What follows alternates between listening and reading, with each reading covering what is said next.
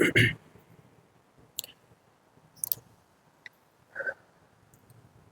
हिंद साथियों, आप सभी का स्वागत है नायक स्टडी सेंटर के इस YouTube चैनल पर। उम्मीद करते हैं कि आप हमारा ये लाइव सेशन, जो पिछला हमारा लाइव सेशन था, वो किसी कारणवश अपलोड नहीं हो पाया, जिसमें वीडियो के क्वालिटी को लेकर के थोड़ा सा दिक्कत था। तो सोचे रिकॉर्डेड मोड में ही बना करके अपलोड किया जाए, ताकि आने वाला जो एग्ज़ाम है बच्चों को सहूलियत हो और आसानी हो। तो हम रिकॉर्डेड फॉर्म में कुछ आपको वीडियो मिलेगा। जैसे ही हमारा बजट, हमारा लाइटिंग व्यवस्था थोड़ा सा ठीक हो जाता है, तो फिर रिकॉर्डेड लाइव मोड में भी जाने का प्रयास करेंगे। तो ये हो गया हमारा दिक्कत, ये हमारी परेशानियां हैं। बात रही हमारी परेशानियां दूर कैसे होगी, तो आप हमको सहयोग कर सकते हैं लाइक करके, शेयर करके अपने दोस्तों के साथ, और चैनल को सब्सक्राइब करके आप हमारी सहायता कर सकते हैं। हम आपकी सहायता इसी प्रकार से, इस छोटे से बोर्ड से वो चीज़ देने का प्रयास करेंगे आपको जो बड़े बड़े टीचर, अच्छे अच्छे टीचर पैसा लेकर के देते हैं, वो हम आपको फ्री में देने का प्रयास करेंगे। तो चलिए शुरुआत करते हैं। चैनल पर नए हैं तो सब्सक्राइब जरूर कर लीजिएगा, शेयर कर दीजिएगा। पिछला वीडियो हम हिंदी ग्रामर का पढ़ाए थे, अपलोड किए थे, जिसमें वर्ण विचार को लेकर के चर्चा किए थे। आज हम चर्चा करेंगे आपके साथ शब्द विचार। उसी क्रम में दूसरा टॉपिक है, वर्ण विचार से भी प्रश्न 3 से 4 आते हैं और शब्द विचार से प्रश्न 4 से 5 आते हैं। क्यों आते हैं और कहाँ से आते हैं, इसकी चर्चा हम पढ़ाने के साथ साथ करेंगे आपके साथ, कि किस प्रश्न, मतलब कहाँ से प्रश्न पूछा जाता है, कैसा प्रश्न पूछा जाता है, तो उसकी चर्चा हम आपके साथ करेंगे। ठीक चल रहा है तो हम आपके साथ, तो चलिए शुरुआत करते हैं। पहला हमारा क्या है, पहले हम टॉपिक लिख देते हैं, शब्द विचार। शब्द विचार के साथ जो है हम आपके साथ शेयर करते हैं। टॉपिक नंबर 2 है मेरा, जो है कि शब्द विचार। शब्द विचार जो कि है शब्द विचार, जो कि है शब्द विचार। अब इससे 4 से 5 प्रश्न पूछता है, 4 से 5 मार्क। ये ध्यान रखना है, मेन मुद्दा यही है कि मार्क कितना। जब तक आपको चैप्टर का रणनीति नहीं पता चलेगा, किस चैप्टर से कितने प्रश्न पूछे जाते हैं ये नहीं पता चलेगा, तब तक आप पढ़ते रहिएगा, आपको पता नहीं चलेगा। तो चलिए हम इसी में, आप ये हेडलाइन लिख लीजिए, शब्द विचार चैप्टर का नाम है। अब हम यहाँ से शुरुआत करते हैं। जो आपको अच्छे अच्छे टीचर, जो मतलब फेमस टीचर सब है, वो पैसा लेकर के पेड कोर्स में पढ़ाते हैं, वो हम आपको इस वीडियो में फ्री में पढ़ाएंगे। ये हमारा पढ़ाई आप सभी को फ़ायदा करेगा। किन किन को करेगा, 6th से लेकर के 12th तक, जिसमें 10th, ये 10th और 12th तो ये बोर्ड वाला हो गया बच्चा, जो 10th में एग्जाम देगा बोर्ड का, 12th का जो एग्जाम देगा बोर्ड का। बाकी जो है 6 का, 7 का, 8 का, 9 का, 10 का, 11 का, 12 का, जो बीच में बचे हुए क्लास हैं, 6 से 12 के बीच में जो बचे हुए क्लास है, चाहे वो आप अपने स्कूल के मिड टर्म एग्जाम दीजिए, या स्कूल का कोई एनुअल एग्जाम दीजिए, या आप किसी बच्चों को पढ़ा सकते हैं, या आप किसी का कंसेप्ट क्लियर कर सकते हैं, वो सारा चीज़ क्लियर हो जाएगा आज के इस क्लास को देखते हुए, इस क्लास को पढ़ने के साथ। तो चैनल पर नए हैं तो सब्सक्राइब जरूर कर दीजिएगा, हम बार बार आपको याद दिला देते हैं। तो चलिए शुरुआत करते हैं। शब्द विचार। अब कहा जाएगा कि शब्द सर कहते हैं किसको है, तो एक शब्द हम लिखते हैं कलम। पहले समझ लेते हैं, उसके बाद हम लोग लिखते हैं कलम। कलम में 3 वर्ण है, 3 अक्षर है, क, ल, म। ये 3 मिला करके, तीनों क्या है, तीनों है वर्ण। तीनों क्या है, वर्ण है, जिसको हम लोग अक्षर भी कहते हैं, अक्षर भी कहते हैं। तो ये 3 है, और ये तीनों मिल करके एक शब्द बना है, जिसका नाम है कलम, जिसका नाम है कलम। और कलम का कुछ ना कुछ मतलब होता है, कलम का कुछ ना कुछ मतलब होता है। चाहे क्या मतलब होता है, कलम का ये मतलब होता है कि कलम से हम कुछ लिखते हैं, कलम से कुछ ड्रॉ करते हैं, तो उसका कुछ मतलब होता है, जिससे लिखने का काम करते हैं उसको कलम कहते हैं। तो कलम में 3 वर्ण मिले हुए हैं, 3 अक्षर मिले हुए हैं, 3 अक्षर मिले हुए, 3 वर्ण मिले हुए हैं, और 3 मिल करके एक ऐसे शब्द बनाया जा रहा है जिसका कुछ न कुछ मतलब हो, मतलब सार्थक, मतलब पॉजिटिव सेंस हो, उसको हम लोग बोलते हैं कलम। उसको क्या बोलते हैं हम लोग? कलम। तो अब आपको समझ में आ गई बात कि शब्द किसको कहते हैं। तो शब्द का परिभाषा लिखने का प्रयास करते हैं। शब्द का परिभाषा, शब्द का परिभाषा क्या कहते हैं? परिभाषा कहते हैं कि ध्वनियों के मेल से, ध्वनियों ध्वनियों के मेल से बने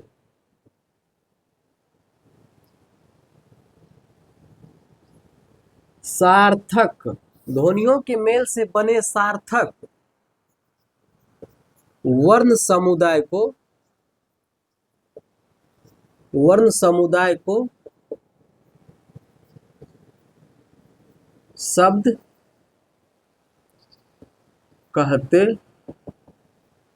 हैं। समझ में आई बात? एग्जाम्पल अभी हम आपको बताए थे, उदाहरण अभी आपको बताए थे, कलम, कागज,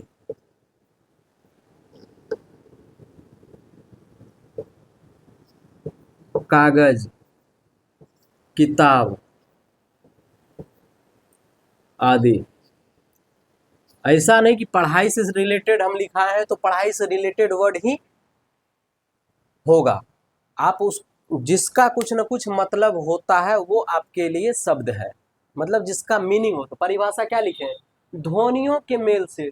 यह एक ध्वनि है, क एक ध्वनि है, एक वर्ण है, वो एक अक्षर है, ल एक ध्वनि है, वर्ण है, अक्षर है, तो तीनों को मिला करके एक शब्द बना है। तो और सार्थक शब्द, सार्थक मतलब पॉजिटिव, सार्थक मतलब पॉजिटिव। तो ध्वनियों के साथ और सार्थक शब्द का जब मिलन होगा, एक साथ मिला करके, और पॉजिटिव जब उसका सेंस निकलेगा, तो उसी को हम लोग ध्वनि कहते हैं, उसी को हम लोग क्या कहते हैं? शब्द कहते हैं, उसी को हम लोग क्या कहते हैं? शब्द कहते हैं। समझ में आ गई बात? इसमें से कहीं से कोई दिक्कत नहीं है, नहीं होना चाहिए, क्योंकि इतने अच्छे से हमने समझाने का काम किया। अब आ गया है यहाँ पर शब्द, शब्द खत्म हो गया है। शब्द क्या हो गया? खत्म। फटाफट हाथ चला के लिखते चलेंगे आप लोग मेरे साथ। अगर आप लोग लिखेंगे तो बेहतर रहेगा, क्योंकि लिखने के क्रम में जो है आपको भी याद होगा, लिखने के क्रम में आपको भी याद होगा, और मेरे साथ बोलते भी चलिए, मेरे साथ बोलते भी चलिए, ताकि आपको याद भी होगा। और मतलब नोट्स बनाना बहुत ज़रूरी है। पेन पेपर पेंसिल निकाल करके लिखने का काम करेंगे। तो अर्थ, अब शब्द कहते हैं कितने? तो शब्द 4 प्रकार से बनते हैं। शब्द कितने प्रकार से? 4 प्रकार से। तो लिख देते हैं हम, शब्द 4 प्रकार से बनते हैं। शब्द कितने प्रकार से बनते हैं? तो शब्द 4 प्रकार से बनते हैं। पहला कौन सा है? पहला है अर्थ के आधार पर शब्द के भेद। अर्थ के आधार पर शब्द के भेद। पहला है अर्थ के आधार पर शब्द के भेद। दूसरा है, दूसरा क्या होगा बताइए? दूसरा है बनावट या रचना के आधार पर शब्द के भेद। बनावट या रचना के आधार पर शब्द के भेद। बनावट या रचना के आधार पर शब्द के भेद। दूसरा क्या होगा? बनावट रचना, बनावट या रचना के आधार पर शब्द के भेद। समझ में आ रही बात? तीसरा, तीसरा क्या होगा? उद्गम। उद्गम, उद्गम को ही हम लोग उत्पत्ति बोलते हैं। उद्गम या उत्पत्ति। उद्गम क्या होता है बताते हैं। उद्गम जैसे बोलते हैं ना, गंगा नदी का उद्गम कहाँ से है, कोसी का उद्गम कहाँ से है, ब्रह्मपुत्र का उद्गम कहाँ से है, मतलब जहाँ से उदय होता है, जन्म लेता है, उसको हम लोग उद्गम बोलते हैं ना। सोन नदी का उद्गम कहाँ से है, तो वही है उद्गम उत्पत्ति, मतलब कहाँ से जन्म ले रहा है, उत्पत्ति। उद्गम उत्पत्ति के उद्गम उत्पत्ति के आधार पर शब्द के भेद। समझ में आ रही बात? उद्गम उत्पत्ति के आधार पर शब्द के भेद, यहां तक क्लियर है। चौथा क्या होगा, प्रयोग।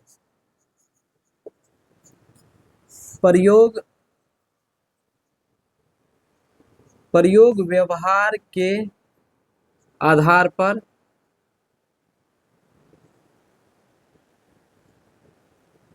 शब्द के प्रयोग व्यवहार के आधार पर शब्द के भेद। तो अब यहां से प्रश्न आता है। प्रश्न कहां से आता है? प्रश्न यहां से बोर्ड एग्जाम में पूछता है। बोर्ड एग्जाम में जो प्रश्न डिजाइन किया जाता है वो डिजाइन बताता है। डिजाइन कहता है कि शब्द कितने प्रकार से बनते हैं। ऑप्शन में दे देगा 3, 2, 4, 6। तो आपको मारना है 4, क्योंकि शब्द इसी आधार पर बनेगा। अब आपको इसमें से फिर डिजाइन में प्रश्न पूछेगा, फिर प्रश्न आपको देगा। वहां पर प्रश्न क्या देगा कि अर्थ के आधार पर शब्द के कितने भेद होते हैं।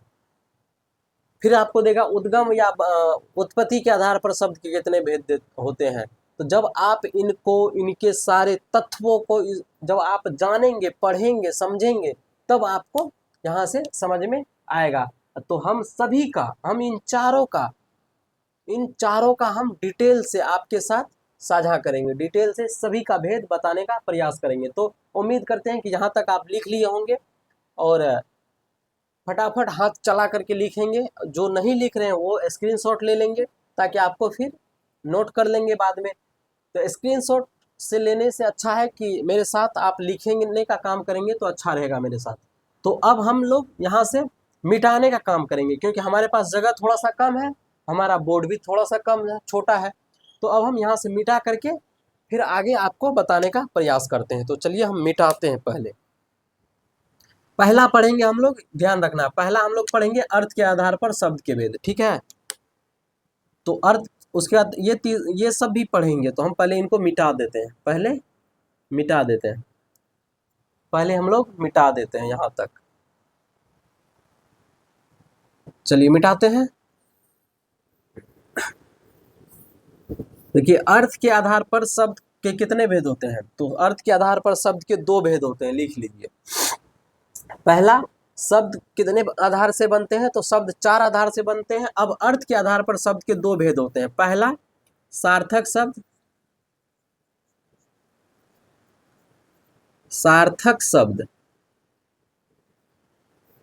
और दूसरा निरर्थक शब्द। तो दूसरा को हम लोग बाद में पढ़ेंगे। पहले हम लोग पहला को लिख करके इसका परिभाषा साथ साथ पढ़ते हुए हम लोग निकलेंगे। परिभाषा हम लोग साथ साथ पढ़ते हुए,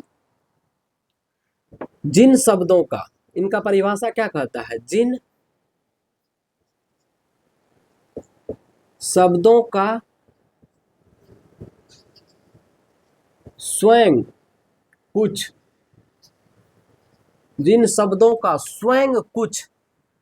अर्थ होता है,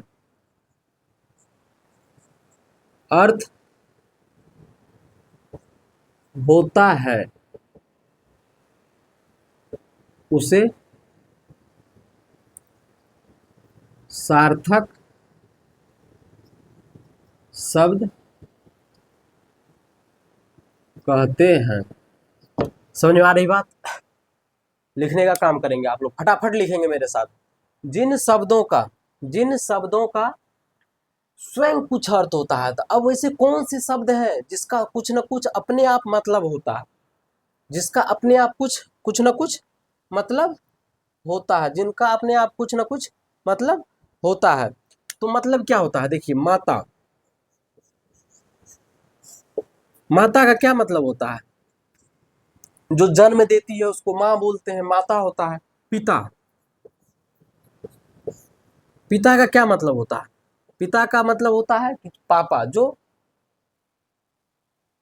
हमें पढ़ाते हैं, लिखाते हैं, कमा करके खिलाते हैं। माता पिता, भाई, किताब। किताब का क्या मतलब होता है? एक पुस्तक जिसमें लिखा हुआ रहता है और उसमें हम लोग पढ़ते हैं। कॉपी, कॉपी का क्या मतलब होता है? कॉपी का मतलब होता है कि वैसे नोटबुक, वैसे पन्ना, वैसा पेज, वैसा ढेर सारा पेज का संग्रह जो ब्लैंक होता है उस पर हम लोग लिखते हैं, उसको कॉपी बोलते हैं। किताब में पहले से लिखा रहता है, राइटर के द्वारा लिखा रहता है। तो ये एग्जाम्पल हुआ, ये उदाहरण हुआ इसका, ये उदाहरण हुआ, ये उदाहरण हुआ, इसका एग्जाम्पल हुआ। किसका? सार्थक शब्द का। तो सार्थक शब्द किसको कहते हैं? जिन शब्दों का स्वयं कुछ अर्थ होता है, जिन शब्दों का स्वयं कुछ अर्थ होता है उसको हम लोग कहते हैं सार्थक शब्द। जिन शब्दों का स्वयं कुछ अर्थ होता है उसको कहते हैं सार्थक शब्द। एग्जाम्पल आपके सामने में है, आप मेरे साथ फटाफट लिखने का काम करेंगे। अब हम लोग पढ़ते हैं सार्थक शब्द के भेद। अर्थ के आधार पर लिख लीजिए, पहले फटाफट लिखिए, उसके बाद हम बताते हैं।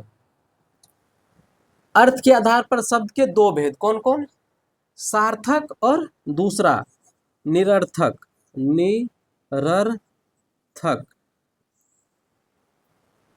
निरर्थक। सार्थक शब्द और निरर्थक शब्द। निरर्थक शब्द, अब देखिए ये लिखना नहीं है, निरर्थक लिखना नहीं है, हम आपको बताने का प्रयास किए हैं। अर्थ के आधार पर शब्द के दो भेद होते हैं, पहला सार्थक, दूसरा निरर्थक। पहला सार्थक, दूसरा निरर्थक। अर्थ के आधार पर शब्द के दो भेद, सार्थक, निरर्थक। अब हम लोग पढ़ते हैं सार्थक। सार्थक का ये परिभाषा था, हमने आपके साथ एग्जाम्पल दे दिया है। अब हम लोग पढ़ते हैं निरर्थक, नहीं पढ़ेंगे अभी, अभी हम लोग निरर्थक नहीं पढ़ेंगे, तो निरर्थक को मिटा देते हैं। अब ही हम लोग पढ़ेंगे सार्थक शब्द के अब कितने भेद होते हैं उसको हम लोग पढ़ेंगे। हर कोई नहीं पढ़ाता है, पेड कोर्स में भी नहीं पढ़ाता है, तो अब हम उसको पढ़ाने का काम करते हैं, उसको पढ़ाने का काम करते हैं। तो चलिए पहले हम मिटाते हैं सार्थक शब्द अर्थ, तो पूरा हम मिटाते हैं, उसके बाद हम चारों को एक ही साथ क्लियर कर लेंगे, चारों को एक ही साथ क्लियर कर लेंगे, ठीक है। तो अब सार्थक के भेद पढ़ेंगे, सार्थक के भेद, ध्यान रखना है। किसका भेद पढ़ेंगे हम लोग? सार्थक का। सार्थक किसका भेद है? शब्द के आधार पर शब्द के दो भेद होते थे, अर्थ के आधार पर शब्द के दो भेद होते थे, सॉरी, अर्थ के आधार पर कितने भेद होते थे? दो भेद। अर्थ के आधार पर शब्द के कितने भेद होते थे? दो भेद। अर्थ के आधार पर शब्द के कितने भेद होते थे? दो भेद। कौन कौन? सार्थक और निरर्थक। सार्थक का अब हम लोग भेद पढ़ेंगे। तो सार्थक, सार्थक शब्द के चार भेद होते हैं, होते हैं। ये हम क्यों पढ़ा रहे हैं इतना? क्योंकि पेड कोर्स में भी इतना अच्छा नहीं पढ़ाया जाता है, इतना अंदर में बारीकी से नहीं बताया जाता है। हर किसी को लगता है कि अरे ये सब तो एक नया टॉपिक है, ये सब एक नया चैप्टर है। नहीं है चैप्टर, हम भी मानते हैं है चैप्टर, लेकिन वो चैप्टर जो है उसके अंतर्गत आता, उसके अंतर्गत आता, उसके अंतर्गत आता, उसके अंतर्गत ही आता है, लेकिन पढ़ाया नहीं जाता कहीं। तो अब हम लोग उसको पढ़ने का काम करेंगे, उसको हम लोग पढ़ने का काम करेंगे, उसको हम लोग पढ़ने का काम करेंगे। तो चलिए शुरुआत यहाँ से करते हैं। सार्थक शब्द के कितने भेद होते हैं? चार भेद। पहला एकार्थी, पहला एकार्थी, एकार्थी, पहला एकार्थी। एकार्थी शब्द, एकार्थी शब्द कहते हैं, क्या कहते हैं? एकार्थी शब्द। अब मजे की बात हम बताते हैं आपको, एकार्थी शब्द किसे कहते हैं या एकार्थी शब्द लिख करके डैश दे करके उसका परिभाषा लिखेंगे, फिर उसके साथ हम लोग एग्जाम्पल देने के साथ साथ, एग्जाम्पल के साथ साथ हम लोग उसका पूरा कंसेप्ट समझ करके फिर खत्म कर देंगे। अब आप बात आती है कि हम परिभाषा आपको वैसे वैसे परिभाषा लिखाएंगे जो एक दूसरे से रिलेट होगा। बच्चों को, बच्चों क्या कहते हैं, बच्चे का कहना है कि सर परिभाषा याद नहीं होता है, परिभाषा बोर्ड के एग्जाम में पूछता भी नहीं है, परिभाषा पूछता भी नहीं है बोर्ड के एग्जाम में। लेकिन जब आप 6 में, 7 में, 8 में, 11 में, 12 में या आप हैं और आपके जूनियर या आपके बच्चे या आपके भाई, छोटे भाई बहनों अगर पूछे कि भैया ये बताइए या दीदी ये बताओ, तो आप उनको क्या बताएंगे। तो इसके लिए हम परिभाषा आपको बता रहे हैं, नहीं तो हम सीधा क्वेश्चन कराते और क्वेश्चन के साथ साथ ही हम कंसेप्ट बताते हुए निकल जाते, आपको कुछ हवा भी नहीं लगता। तो मेरा मानना है कि कंसेप्ट के साथ साथ क्लियर करना है। और बच्चों का कहना है कि परिभाषा याद नहीं होता। अरे भाई याद होगा, आप सही टीचर से तो पढ़ो और सही ट्रिक के साथ तो पढ़ो।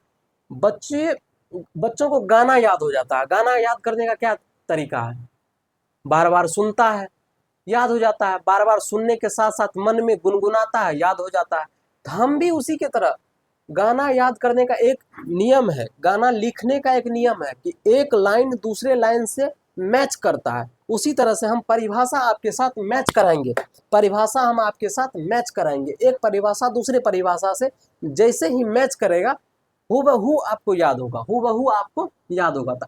एकार्थी शब्द किसको कहते हैं, चलिए लिखने का शुरुआत करते हैं। जिन शब्दों का एक ही अर्थ हो, जिन शब्दों का एक ही अर्थ हो, जिन शब्दों का एक ही अर्थ हो, एकार्थी शब्द कहलाता है।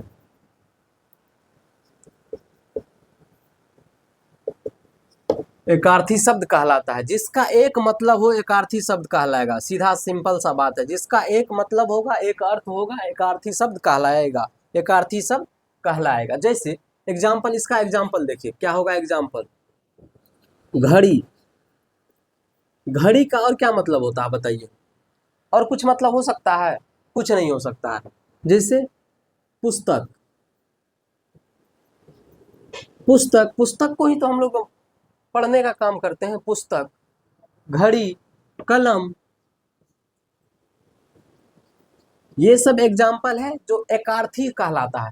तो ग्रामर में आप पढ़े होंगे एकार्थी शब्द, अनेकार्थी शब्द बताइए। तो जिसका स्वयं या जिसका एक अर्थ हो एकार्थी शब्द कहलाता है। जिसका एक अर्थ हो क्या कहलाता है, एकार्थी शब्द कहलाता है। अब इसी में दूसरा आता है अनेकार्थी। अनेकार्थी, अनेकार्थी शब्द किसको कहते हैं, जिन शब्दों का एक से अधिक अर्थ हो।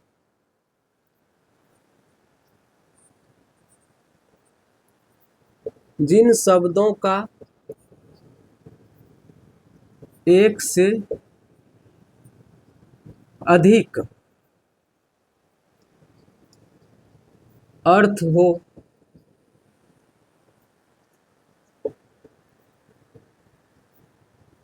अनेकार्थी शब्द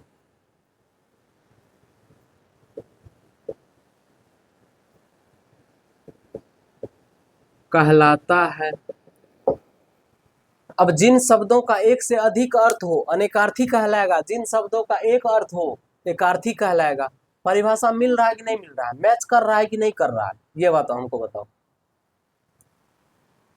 तो याद कैसे नहीं होगा परिभाषा। बार बार हम ये भी कहते हैं कि बोर्ड के एग्जाम में परिभाषा नहीं पूछता है, 10th में 12th में परिभाषा पूछता नहीं है, लेकिन जानकारी तो होना चाहिए, जानकारी तो आना चाहिए बच्चों को ग्रामर का, ताकि आप अपने से जूनियर को, अपने से छोटों को सिखा सको। अब इसकी एग्जाम्पल हम की बात करते हैं। एक एग्जाम्पल हम लेते हैं, कर। कर मतलब क्या होता है, टैक्स। कर, कर मतलब होता है टैक्स। उसके बाद कर मतलब होता है हाथ। कर मतलब हाथ, टैक्स। कर मतलब टैक्स, कर मतलब हाथ। और क्या हो सकता है कर, कर मतलब किरण। हाँ यही तो याद नहीं रहता है बार बार, किरण।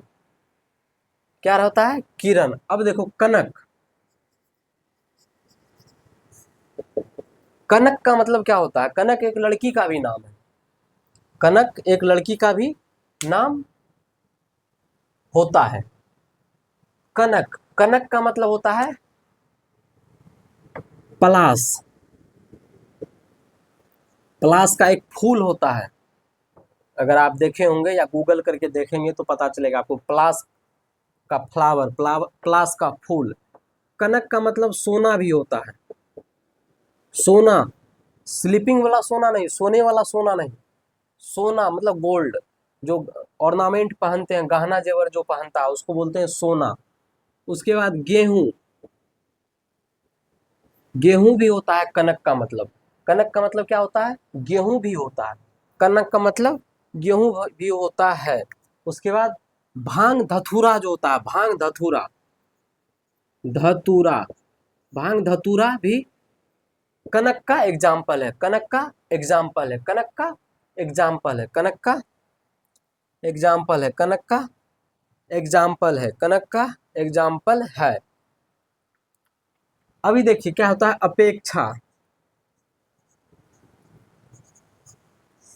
अपेक्षा, अपेक्षा का मतलब क्या होता है कि हमको आपसे बहुत अपेक्षा है, मतलब किसी से उम्मीद करना, किसी की आवश्यकता पड़ना या किसी का जरूरत होना, यही तो अपेक्षा कहलाता है। तो अपेक्षा का क्या होगा? आवश्यकता, आवश्यक, आवश्यकता, उम्मीद,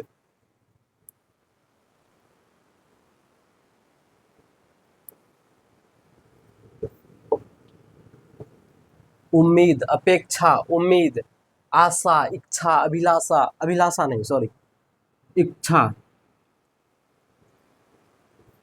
आशा, यही तो इसका एग्जाम्पल है जो अनेकार्थी मतलब एग्जाम्पल। प्रॉपर एक चैप्टर होता है एकार्थी शब्द, अनेकार्थी शब्द, तो ये इसका मीनिंग है, सेम मीनिंग है। समझ में आ रही बात? सेम मीनिंग है। तीसरा आता है विपरीतार्थक शब्द। विपरीतार्थक शब्द, तो पहला सार्थक शब्द के कितने भेद? 4 भेद। कौन कौन? पहला एकार्थी पढ़ चुके हैं, दूसरा अनेकार्थी पढ़ चुके हैं, तीसरा विपरीतार्थक शब्द, तीसरा विपरीतार्थक शब्द मतलब उल्टा शब्द। विपरीतार्थक शब्द मतलब उल्टा शब्द, या इसको हम लोग विलोम शब्द भी कह सकते हैं। तो आप विपरीतार्थक के शब्द विलोम शब्द भी लिख सकते हैं, विलोम शब्द भी लिख सकते हो, विलोम शब्द भी लिख सकते हो। अगर हम इसको मिटा करके आपके साथ विलोम शब्द लिख दे तो कोई दिक्कत नहीं। विलोम शब्द, विलोम शब्द, विलोम शब्द क्या हुआ? दिक्कत हो गया? विलोम शब्द, विलोम शब्द, विलोम शब्द किसको कहते हैं? तो विपरीत अर्थ वाले शब्द को हम लोग विलोम शब्द कहते हैं, ठीक उल्टा वाले शब्द को। हाँ, गेहूं,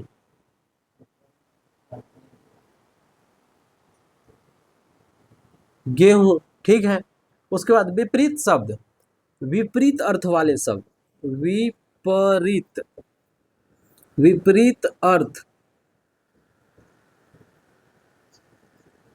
वाले शब्द को विलोम शब्द या विपरीतार्थक,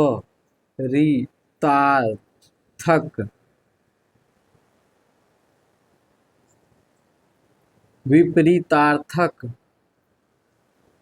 शब्द कहते हैं। विपरीतार्थक शब्द कहते हैं, या तो विलोम शब्द कहते हैं या तो विपरीतार्थक शब्द कहते हैं। तो जिसका ठीक उल्टा होगा, एग्जाम्पल क्या होगा बताइए, फटाफट एग्जाम्पल बताइए। एग्जाम्पल क्या होगा? बड़ा का छोटा, मोटा का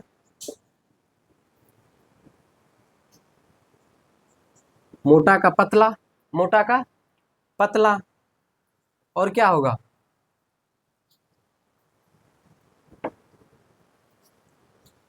धनी का गरीब, धनी का गरीब, यही ना होगा? गरीब में इधर से, गरीब में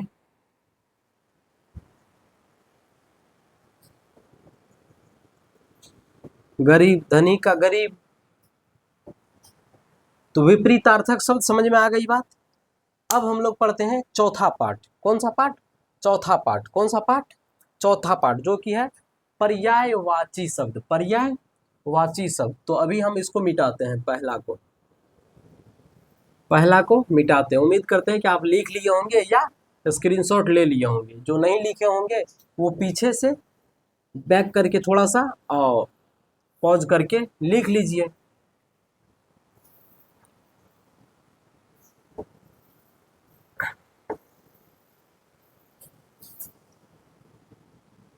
चलिए, दो को मिटा दिए हैं, तीसरा ये हुआ। चौथा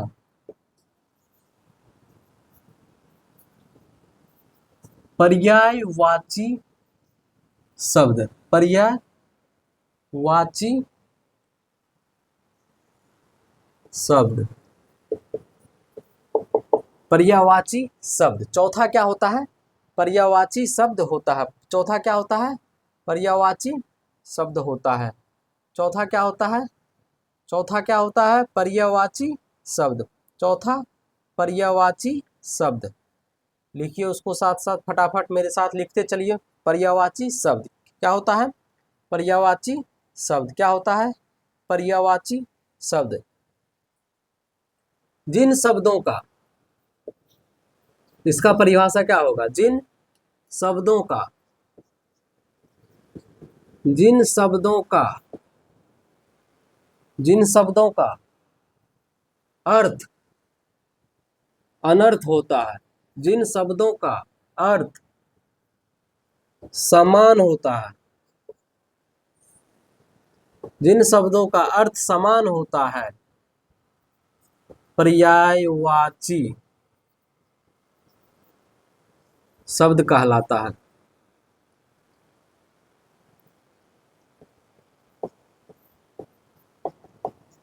तो जिन शब्दों का अर्थ, जिन शब्दों का अर्थ, जिन शब्दों का अर्थ, जिन शब्दों का अर्थ समान होता है, जिन शब्दों का अर्थ समान होता है, जिन शब्दों का अर्थ समान होता है, उसी को हम लोग क्या बोलते हैं? पर्यायवाची शब्द कहते हैं। उसको हम लोग क्या बोलते हैं? पर्यायवाची शब्द कहते हैं। जिन शब्दों का अर्थ समान होता है उसको हम लोग पर्यायवाची शब्द कहते हैं। पर्यायवाची शब्द कहते हैं। पर्यायवाची शब्द कहते हैं। पर्यायवाची शब्द कहते हैं। एग्जाम्पल इसका लिखिए, फटाफट लिखते चलिए,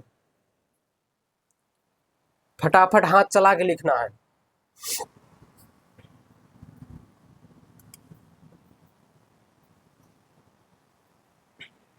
घर का पर्यायवाची शब्द लिखना है, घर का। उसके बाद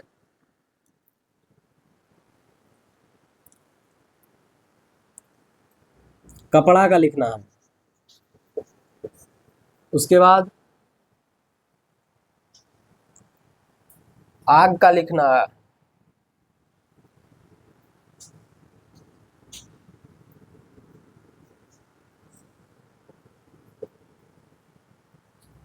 पर्यायवाची लिखना है। आता है पर्यायवाची? पर्यायवाची आता है? लिखो, फटाफट लिखो। घर का, घर का लिखना है गृह, आवास, आलय, भवन। ये सब हुआ घर का पर्यायवाची शब्द। ये क्या हुआ? घर का पर्यायवाची शब्द। कपड़ा का, कपड़ा का पर्यायवाची शब्द बताना है। पर्यायवाची शब्द कपड़ा का होता है वस्त्र, वस्त्र, चीर, पट, अंबर,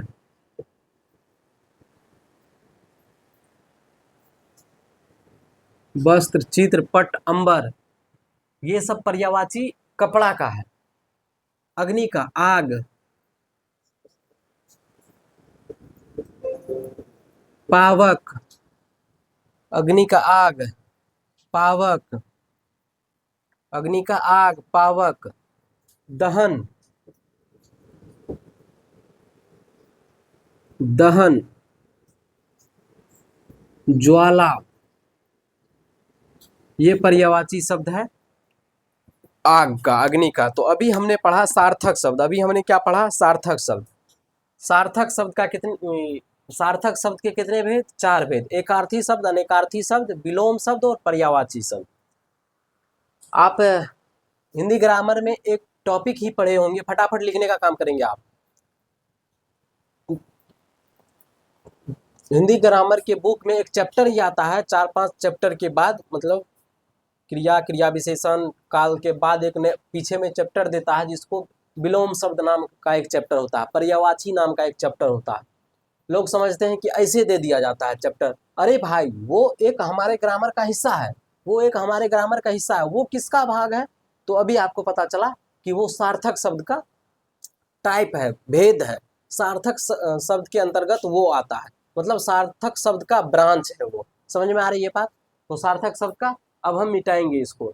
तो सार्थक शब्द के कितने भेद हो गए? 4 भेद। कौन कौन? एकार्थी, अनेकार्थी, पर्यायवाची और विलोम, जो कि हम चारों आपके साथ एग्जाम्पल के साथ आपको बता दिए हैं। इसमें कहीं से कोई कंसेप्ट की बात नहीं है, समझने की सिर्फ और सिर्फ ध्यान से देखना, लिखना और थोड़ा सा मन में 2-4 बार अपने आप में बोलना, यही आपका सिखा देगा, आपको पूरा क्लियर कर देगा। तो चलिए मिटाते हैं। अब मिटाते हैं।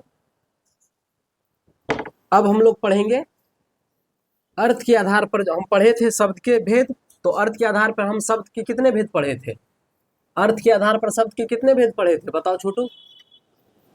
अर्थ के आधार पर शब्द के हम अभी दो भेद पढ़े थे, जिसमें एक ही भेद का परिभाषा पढ़े थे, जो कि हम सार्थक पढ़े थे। अब दूसरा हम लोग पढ़ते हैं। अब दूसरा पढ़ते हैं।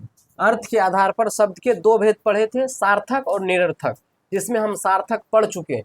सार्थक का ही ना ये भेद अभी जो पढ़ाए थे वो था। अब हम पढ़ते हैं निरर्थक। क्या पढ़ते हैं? निरर्थक। निरर्थक शब्द। निरर्थक शब्द। निरर्थक शब्द। निरर्थक शब्द।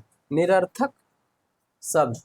अब सार्थक शब्द में हम अभी बताए थे आपको, थोड़ा देर पहले रिकॉल करिए, थोड़ा सा याद करिए। सार्थक शब्द में हम बताए थे अभी कि जिन शब्दों का स्वयं कुछ अर्थ होता है, और यहाँ पर जिन शब्दों का स्वयं कुछ अर्थ नहीं होता है, एक दूसरे से मिल रहा है, परिभाषा ऐसे याद हो जाएगा। तो लिखिए, जिन शब्दों का स्वयं कुछ अर्थ नहीं होता है। जिन शब्दों का स्वयं कुछ अर्थ नहीं होता है, लिखिए, जिन शब्दों का जिन शब्दों का जिन शब्दों का जिन शब्दों का स्वयं कुछ अर्थ नहीं होता है,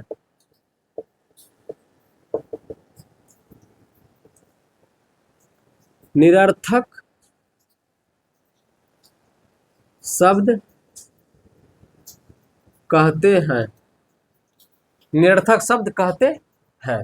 तो अब उसका स्वयं कुछ अर्थ होता था, उसका स्वयं कुछ अर्थ होता था, तो उसको सार्थक कहते थे। इसका स्वयं कुछ अर्थ नहीं होता है, इसको निरर्थक कहते हैं। उसका स्वयं कुछ अर्थ होता था, तो एग्जाम्पल क्या लिखे थे? माता पिता, भाई बहन, दादा दादी, किताब कॉपी, ये सब लिखे थे, जिसका स्वयं कुछ न कुछ अर्थ होता है। लेकिन इसका जो एग्जाम्पल हम आपको देंगे, तो उसमें आप हमको बताने का काम करना। मट। मट का क्या मतलब होता है? ठप। ठप का क्या मतलब होता है? कुछ मतलब नहीं होता है। झप, चप, लप, झप, चप, लप, ये सब भी तो मिल करके बन रहा है। ये सब भी तो अपने साथ एक वर्ण मिल करके बन रहा है, 2 वर्ण मिल करके एक शब्द बन रहा है। लेकिन 2 वर्ण मिल करके जो शब्द बन रहा है, तो क्या इसका कोई मतलब है? नहीं है। क्यों नहीं है? क्योंकि ये सार्थक शब्द नहीं है। सार्थक शब्द नहीं होने का मतलब इसका स्वयं कुछ अर्थ नहीं होता है, इनका स्वयं कुछ अर्थ नहीं होता है, इनका स्वयं कुछ अर्थ नहीं होता है, और इसलिए इसको निरर्थक में दिया गया है, क्योंकि इसका अर्थ ही नहीं होता, इसका अर्थ ही नहीं होता है। तो अब हम लोग ये पढ़ चुके हैं, ये पढ़ चुके हैं। अब हम मिटाने का काम करते हैं। उसके बाद हम लोग पढ़ेंगे शब्द कितने प्रकार से बनते थे, तो शब्द 4 प्रकार से। तो पहला खत्म हो गया यहाँ पर, तो अब हम इसको मिटाने का काम करते हैं। मिटा दे क्या? तो चलिए हम मिटाते हैं ऊपर से।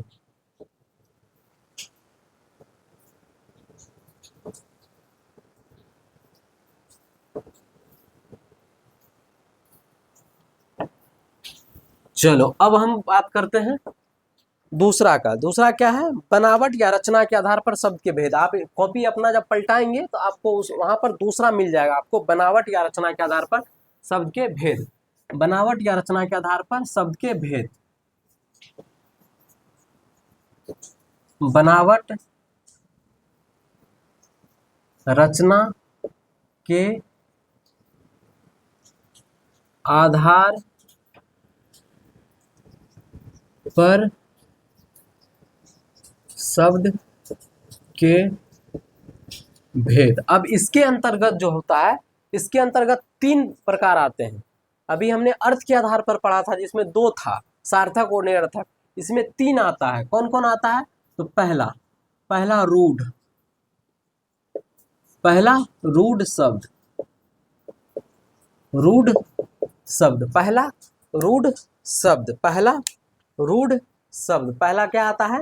रूढ़ शब्द आता है, पहला रूढ़ शब्द आता है। रूढ़ शब्द का परिभाषा क्या कहता है? फटाफट लिखने का काम करो। पहला रूढ़ शब्द, पहला रूढ़ शब्द जिन शब्दों के, जिन शब्दों के खंडों का अलग अलग अलग अलग कोई अर्थ न हो उसे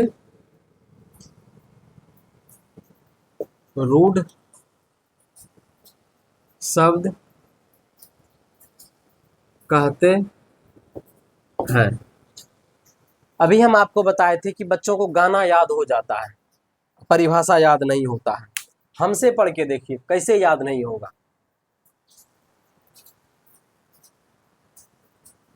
जिन शब्दों के खंडों का अलग अलग कोई अर्थ न हो, मतलब नहीं हो, न हो मतलब नहीं हो, न हो मतलब नहीं हो। जैसे देखिए एग्जाम्पल लिखते हैं, जल, चल,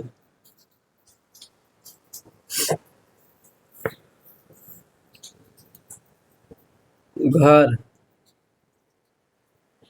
मर। अब देखिए इसका कुछ ना कुछ तो मतलब होता है। जल का मतलब क्या होता है? पानी। चल का मतलब क्या होता है? चलो, जाने को बोलते हैं ना चल। घर, रहने वाले घर को घर बोलते हैं, आले बोलते हैं, मर, मर मतलब मर जो, बोलते हैं ना कि मर जो, उसको बोलते हैं मर। लेकिन इसके जब खंड करेंगे तो म प्लस र, न म का कुछ मतलब होता है न र का कुछ मतलब होता है। घर, उसी तरह से घ प्लस र, उसी तरह से ज, ज प्लस ल, च प्लस ल। तो ना तो च का कुछ मतलब होता है ना ल का मतलब होता है। लेकिन ये दोनों मिला करके, दोनों वर्ण जब मिल जाता है तो चल हो जाता है, दोनों मिल जाता है तो चल होता है। उसी तरह से मर, मर, मर, मर मतलब क्या होता है? मर मतलब मर जाना, मर जा, बोलता है मर गया। लेकिन म और र, म अलग कर देंगे, र अलग कर देंगे मर से, तो दोनों का अलग कुछ नहीं होगा। तो वही परिभाषा बोल रहा है कि जिन खंडों का अलग अलग, खंडों का अलग अलग कोई मतलब ना हो, उसी को तो रूढ़ कहते हैं, उसी को तो हम लोग रूढ़ कहते हैं, उसी को तो हम लोग रूढ़ कहते हैं। अब अगला आता है, अब अगला बात करते हैं। चलिए अगला बात करते हैं। रूट पहला हो गया। दूसरा, दूसरा क्या होगा?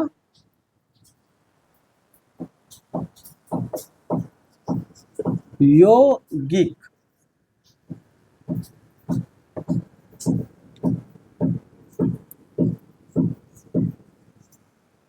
यौगिक शब्द।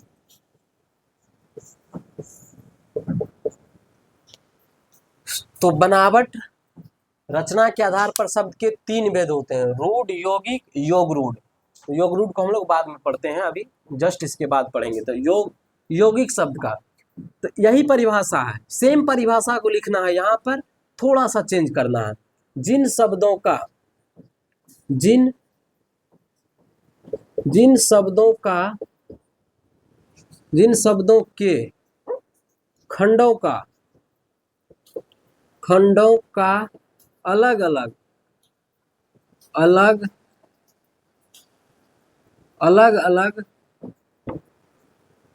अर्थ होता है या होता है, उसे यौगिक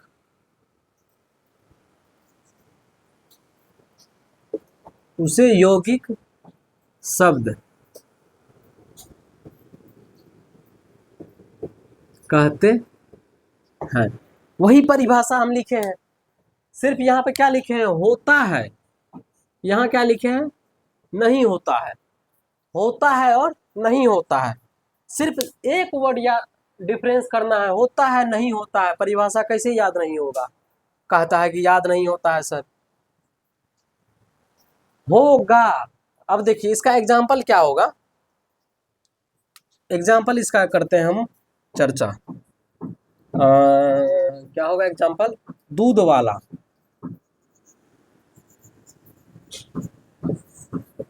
जो दूध बेचता है, दूध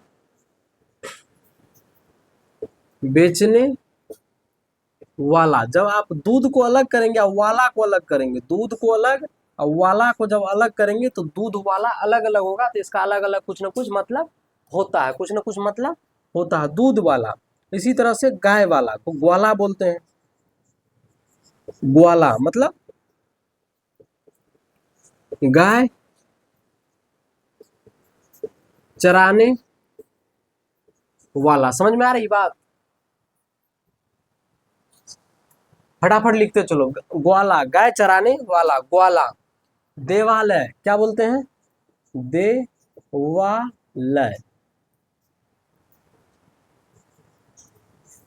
देवालय देवालय बोलते हैं किसको, देव। देव मतलब भगवान, देव मतलब भगवान के आसन का स्थान।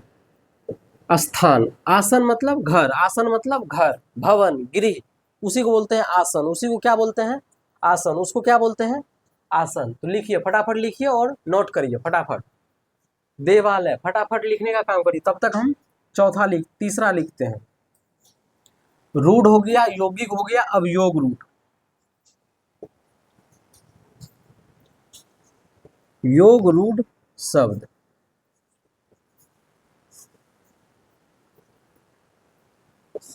योग रूढ़ शब्द, योग रूढ़ शब्द, योग रूढ़ शब्द की चर्चा हम करेंगे आपके साथ फटाफट। तब तक आप लिखिए, फटाफट लिखिए, इसको कंप्लीट करिए, फटाफट लिखिए और कंप्लीट करिए।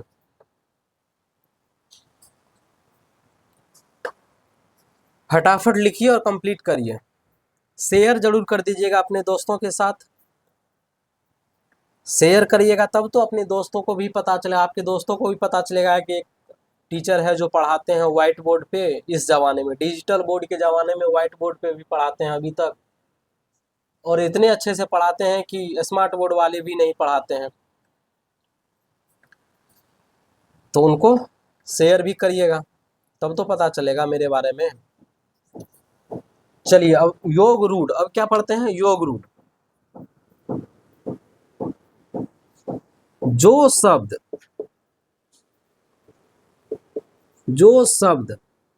अपने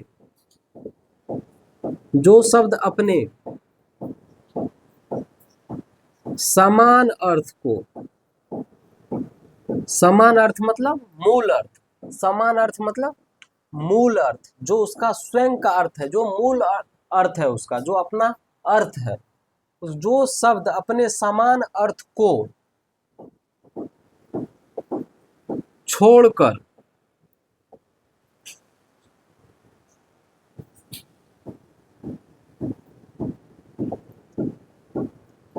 समान अर्थ को छोड़कर विशेष अर्थ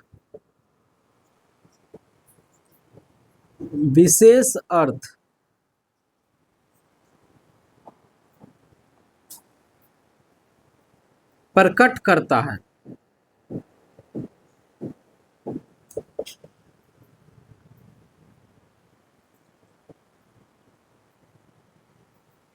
योग रूढ़ शब्द कहलाता है। फटाफट समझने का काम करेंगे इसी तरह से। रूढ़, यौगिक, योग रूढ़, समझ में आ रही है बात? रूढ़, यौगिक, योग रूढ़। रूढ़, यहां देखिए ना, रूढ़, रूढ़, यौगिक, योग रूढ़।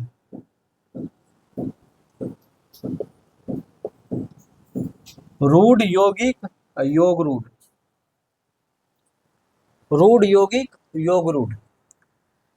तो बनावट रचना के आधार पर शब्द के कितने भेद, अगर प्रश्न पूछेगा कि बनावट रचना के आधार पर शब्द के कितने भेद होते हैं, तो उसमें आपको बताना है क्या? रूढ़, यौगिक, योग रूढ़, 3 भेद। या पूछेगा कि यौगिक, योग रूढ़ किस आधार पर शब्द बनते हैं, तो बनावट रचना के आधार पर शब्द बनते हैं। बनावट रचना के आधार पर शब्द बनते हैं, बनावट रचना के आधार पर शब्द बनते हैं। अब ये परिभाषा पढ़ाने से एक चीज हमको अभी याद आया जस्ट, कि जब हम समास की चर्चा करेंगे, जब हम आपके साथ समास में चर्चा करेंगे, तो जब हम समास में चर्चा करेंगे तो योग रूढ़ का चर्चा समास में भी होगा। क्योंकि कौन से समास में? तो बहुब्रीहि समास में। यहां लिख देते हैं हम, बहुब्रीहि समास। ये लिखना नहीं है आपको, हम आपको नोट कर दिए खाली। बहुब्रीहि समास से मिलता जुलता होता है। जब हम समास पढ़ाएंगे आपको तो वहां पर बताएंगे सेम इसी के जैसे समास में भी पढ़ाएंगे हम, सेम इसी के जैसे। इसका एग्जाम्पल क्या होगा, इसकी चर्चा करते हैं पहले। पंकज,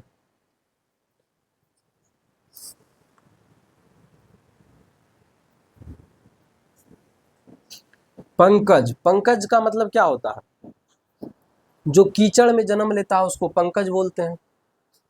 जो पंकज कीचड़ में जन्म लेता है उसको हम लोग पंकज बोलते हैं। लंबोदर क्या होगा? दूसरा एग्जाम्पल होगा लंबोदर। लंबोदर, लंबोदर का मतलब क्या होगा?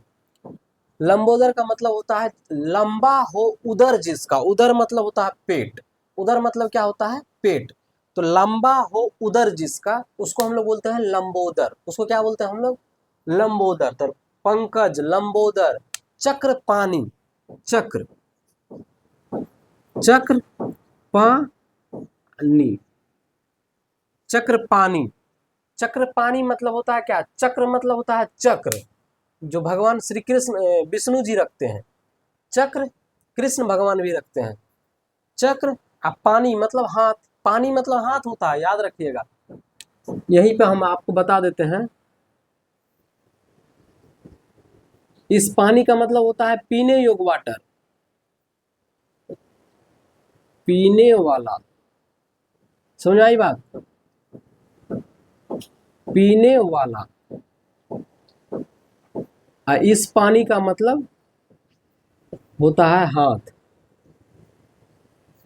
यह है श्रुति सम भिन्नार्थक शब्द। जब हम आपको श्रुति सम भिन्नार्थक शब्द, श्रुति शब्द जब हम आपको पढ़ाएंगे, जब समझाएंगे, तो क्या वहां पर समझाएंगे?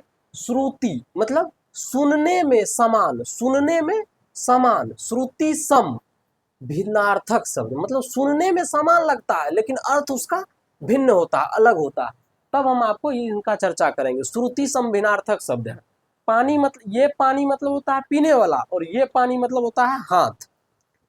तो ये श्रुति संविनार्थक शब्द एक अलग चैप्टर आता है, वो जब हम पढ़ाएंगे तब आपको वहां पर कंसेप्ट उसका क्लियर होगा। तो पंकज, लंबोदर, चक्रपाणी, ये समझ में आ गया बात। एक बार मेरे साथ रिकॉल कर लीजिए, मतलब याद कर लीजिए। उम्मीद करते हैं लिख लिए होंगे आप लोग, उम्मीद करते हैं कि लिख लिए होंगे। अब हम एक बार आपके साथ चर्चा कर लेते हैं, क्योंकि एक ही बोर्ड पर लिखा हुआ है तीनों, तो रिकॉल करने में क्या जाता है। चलिए याद करते हैं। बनावट रचना के आधार पर शब्द के कितने भेद? बनावट रचना के आधार पर शब्द के कितने भेद? बनावट रचना के आधार पर शब्द के 3 भेद। मेरे साथ साथ फटाफट बोलना है। बनावट रचना के आधार पर शब्द के कितने भेद? बनावट रचना के आधार पर शब्द के 3 भेद। बनावट रचना के आधार पर शब्द के 3 भेद। कौन कौन? रूढ़, यौगिक, योग रूढ़। रूढ़, यौगिक, योग रूढ़। कौन कौन? रूढ़, यौगिक, योग रूढ़। रूढ़, यौगिक, योग रूढ़। अब रूढ़ किसको कहते हैं? तो वे शब्द, वैसे शब्द, वैसे शब्द जिन शब्दों का अलग अलग, जिन शब्दों के खंडों का, जिन शब्दों के खंडों का अलग अलग कोई अर्थ नहीं हो, जिन शब्दों के खंडों का अलग अलग कोई अर्थ नहीं हो, उसको हम लोग बोलते हैं रूढ़ शब्द। जिन शब्दों के खंडों का अलग अलग अर्थ होता है, जिन शब्दों के खंडों का अलग अलग अर्थ नहीं होता था, रूढ़ शब्द कहलाता था। जिन शब्दों के खंडों का अलग अलग अर्थ होता है, उसको यौगिक शब्द कहते हैं। और जिन शब्द, और जो शब्द अपने समान अर्थ को छोड़कर, जो शब्द अपने समान अर्थ को छोड़कर विशेष अर्थ पैदा करता है, मतलब विशेष अर्थ प्रकट करता है, मतलब दूसरा कोई मतलब निकल जाता है, उसको हम लोग बोलते हैं रूढ़ शब्द। उसको योग रूढ़ कहते हैं। उसको क्या कहते हैं? योग रूढ़। उसको क्या कहते हैं? योग रूढ़। उम्मीद करते हैं ये समझ में आ गया होगा, ये समझ में आ गया होगा। ये तीनों है और 3 कंसेप्ट क्लियर, समझ में आई बात। अब हम इसको मिटाते हैं, अब हम इसको मिटाते हैं। उम्मीद करते हैं कि लिख लिए होंगे, या स्क्रीनशॉट आप ले करके भी लिख लेंगे आप।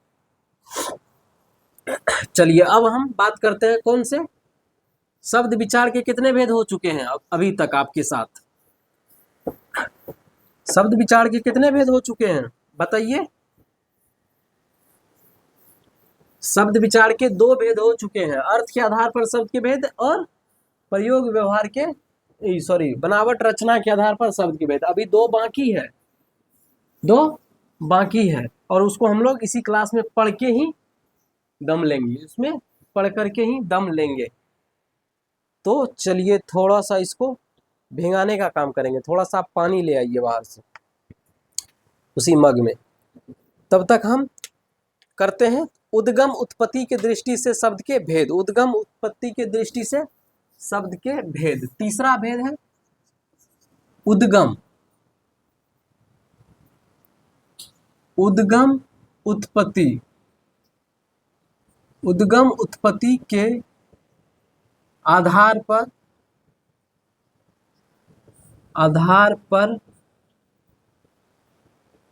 शब्द के भेद। उद्गम उत्पत्ति के आधार पर शब्द के भेद। उद्गम उत्पत्ति के आधार पर शब्द के भेद। अब आप उसको नोट कर लेंगे, अब आप उसको नोट कर लेंगे हमारे साथ। तब तक हम मिटा लेते हैं। उद्गम उत्पत्ति के आधार पर शब्द के भेद। कौन कौन से भेद आते हैं वो एक बार देख लेते हैं फटाफट।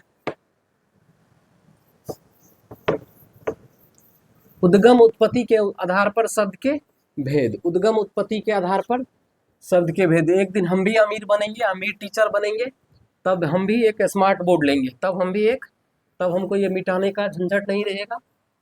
अभी छोटे मोटे टीचर हैं।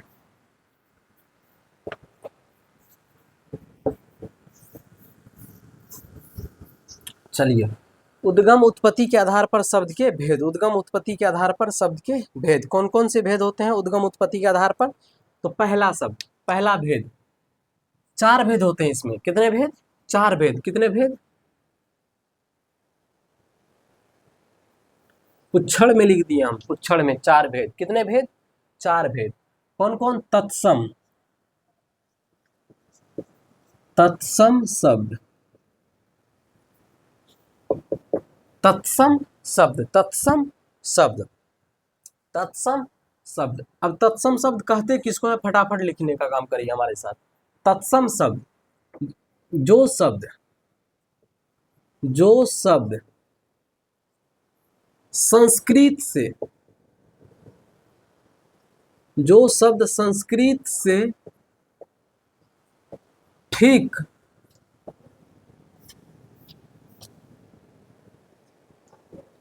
उसी रूप में, संस्कृत से ठीक उसी रूप में, संस्कृत से ठीक उसी रूप में हिंदी में मिल गया हो, हिंदी में मिल गया हो, उसे ही तो तत्सम कहते हैं।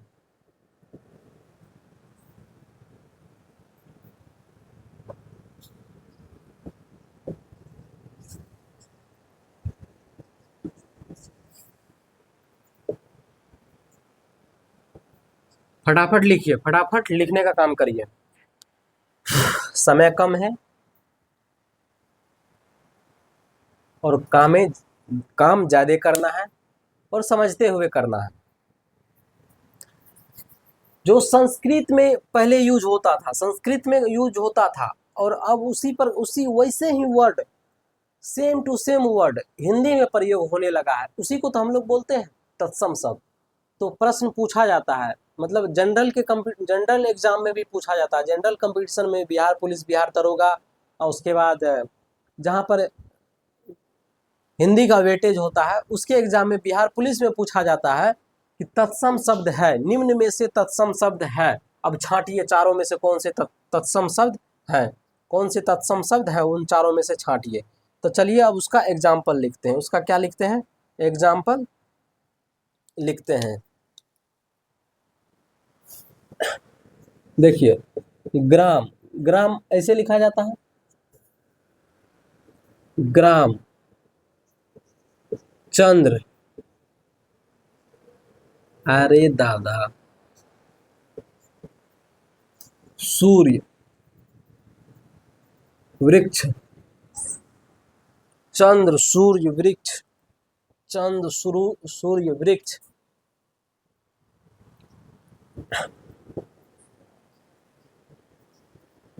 मयूर, अग्नि, ऐसे तो प्रयोग होता है। हालांकि अग्नि, आग भी प्रयोग होता है, लेकिन जहां अग्नि लिखा हुआ रहेगा वहां आप समझ जाइएगा कि ये तत्सम शब्द है। क्यों? क्योंकि वो ठीक संस्कृत का वर्ड है और हिंदी में प्रयोग कर दिया है। तो ये भी ध्यान में रखना है आपको। तो जो शब्द संस्कृत से ठीक उसी प्रकार हिंदी में प्रयोग कर लिया गया है उसी को हम लोग तत्सम कहते हैं, उसी को हम लोग तत्सम कहते हैं। दूसरा आता है, अब दूसरा की बात करते हैं, तद्भव। क्या होता है? तद्भव शब्द, तद्भव शब्द,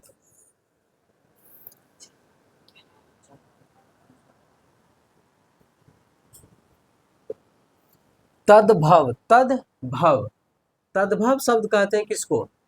तद्भव शब्द किसको कहते हैं? जो शब्द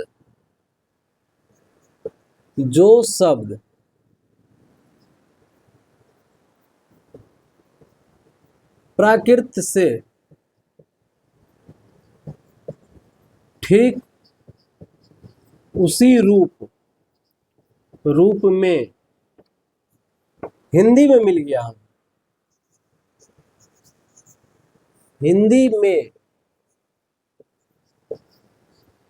मिल गया है, मिल गया हो, उसे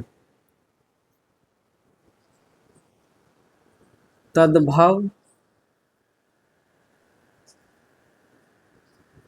कहते हैं। आप तद्भव शब्द कहते हैं लिखना है। समझ में आ रही है बात? यहां तक कंप्लीट है, दिक्कत नहीं होना चाहिए। ये इसमें क्या था? पहला में था कि जो संस्कृत से लिया गया है, संस्कृत से जो लिया गया था और हिंदी में मिल गया है, संस्कृत के शब्द थे हिंदी में मिल गए थे, उसको क्या बोलते थे? उसको क्या बोलते थे? तत्सम। अब जो प्राकृतिक से लिया गया है, प्राकृतिक से लिया गया है और हिंदी में मिल गया है, उसको क्या बोलते हैं? तद्भव। उसको क्या बोलते हैं? तद्भव। उसको क्या बोलते हैं? तद्भव। उसको क्या बोलते हैं? तद्भव। उसको क्या बोलते हैं? तद्भव। याद रखना है, सिंपल है, आसान है, और मामला भी ठीक ठाक अभी तक चल रहा है। मामला भी ठीक ठाक अभी तक चल ही रहा है। चलिए नेक्स्ट। अरे दादा, लिखे एग्जाम्पल इसका। इसका एग्जाम्पल लिखते हैं। थोड़ा सा इसमें कलर डालना पड़ता है, इंक डालना पड़ता है। लिखिए फटाफट, लिख लीजिए, लिख लीजिए, फटाफट लिखिए। चलिए यहाँ तक एग्जाम्पल लिखते हैं। प्राकृतिक से लिया गया है। कहाँ से? गौतम बुद्ध के जमाने में जो प्राकृतिक भाषा होता था उसमें से। गौतम बुद्ध वगैरह नहीं भाषण देते थे अपने प्राकृतिक पाली भाषा, प्राकृतिक भाषा में, उसी टाइम का ये भाषा प्राकृतिक से लेकर के हिंदी में मिला दिया गया है, उसी को तद्भव कहते हैं। जैसे जैसे क्या होगा? दुग्ध। दुग्ध मतलब होता है दूध, ठीक है? तो ये हुआ हिंदी में मिला हुआ शब्द, ये हिंदी शब्द है, और ये प्राकृतिक शब्द है दुग्ध। समझ में आ रही बात? कर्पूर, ये हो गया कर्पूर। कर्पूर बोला जाता था, जिसको हम लोग आज हिंदी में कपूर बोलते हैं। हिंदी में क्या बोलते हैं? कपूर। हिंदी में क्या बोलते हैं? कपूर। हिंदी में हम लोग कपूर बोलते हैं। प्राकृतिक में उसको क्या बोलते थे? कर्पूर। उसको क्या बोलते थे? कर्पूर। तो ये हिंदी के शब्द हैं। ये क्या है? हिंदी के शब्द हैं, हिंदी के शब्द हैं। जैसे कार्य। कार्य, ये कार्य जो है प्राकृतिक था, अब इसको हम लोग बोलते हैं काम। इसको हम लोग क्या बोलते हैं? काम। तो ये हिंदी के शब्द है। ये क्या है? हिंदी के शब्द है। ये हिंदी के, बंद काहे बार बार हो जा रहा है? ये प्राकृतिक के शब्द हैं। प्राकृतिक से प्रहरी, प्राकृतिक से हिंदी में लाया गया है, हिंदी में लाया गया है। आग। आज हम लोग आग पढ़ते हैं, पहले क्या पढ़ते थे? अग्नि। पहले हम लोग अग्नि पढ़ते थे। तो ये प्राकृतिक से है। ये कहाँ से है? प्राकृतिक से। और ये हिंदी में आ गया है, ये हिंदी में आ गया है। तो इसी को हम बोलते हैं, जो संस्कृत से ठीक उसी प्रकार हिंदी में मिला गया है, जो संस्कृत से हिंदी में मिल गया है, उसको हम लोग बोलते हैं तत्सम। जो प्राकृतिक से, जो प्राकृतिक से हिंदी में मिल गया है, उसको तद्भव। अब तीसरा आता है देशज।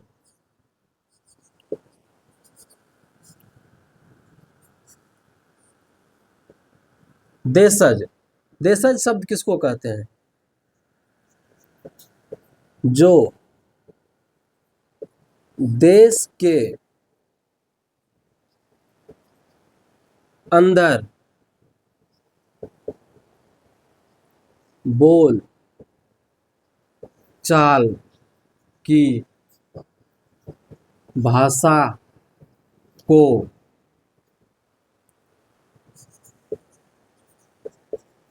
देशज शब्द कहते हैं। समझ में आई बात?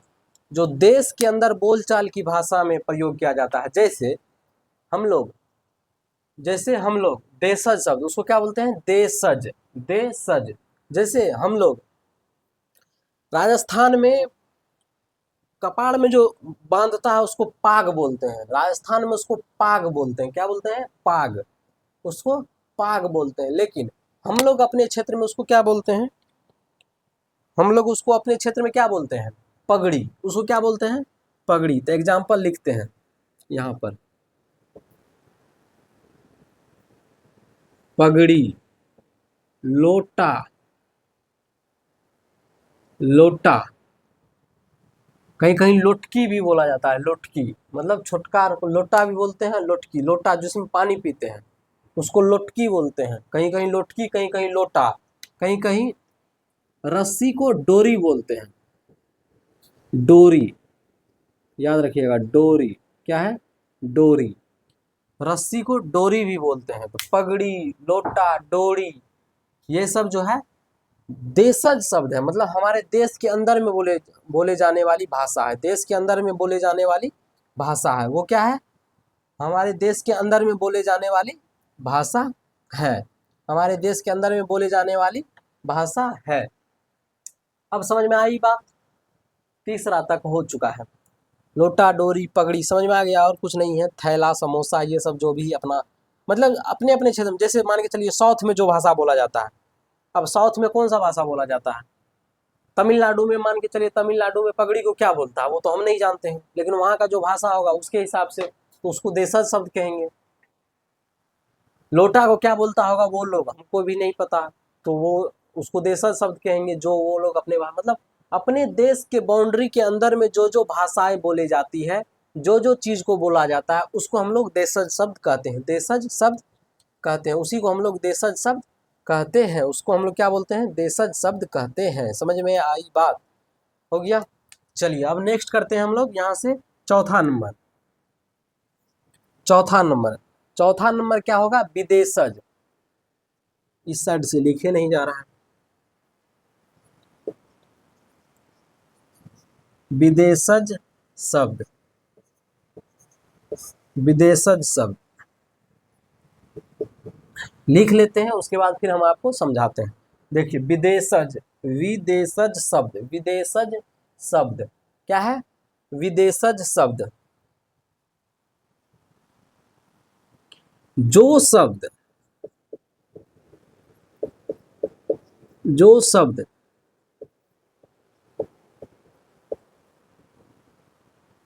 विदेशी, जो शब्द विदेशी भाषा से